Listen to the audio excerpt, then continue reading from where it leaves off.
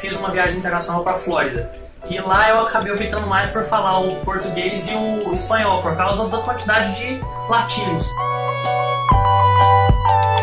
A primeira vez que eu ouvi falar da escola foi num post de Facebook que o meu irmão curtiu e apareceu para mim.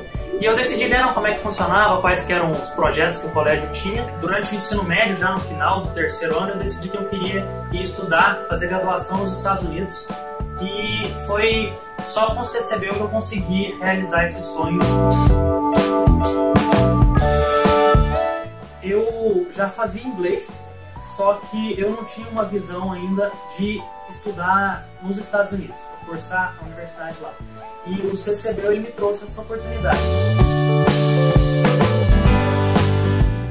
Ele propiciou para mim a minha maior conquista até hoje, que foi ser admitido nas faculdades dos Estados Unidos. Eles me instruíram a fazer uma prova em Brasília, o SAT, que dá acesso a diversas universidades, como se fosse um Enem americano. Eu fiz a prova em Brasília, com a orientação deles aqui, fiz mais o TOEFL também, que é o médio nível de inglês, e fui acompanhado por professores e o pessoal do Education USA que me mostraram qual o melhor jeito de fazer um currículo, qual o melhor jeito de fazer uma redação para que eu pudesse mandar a papelada toda para os Estados Unidos para conseguir admissão.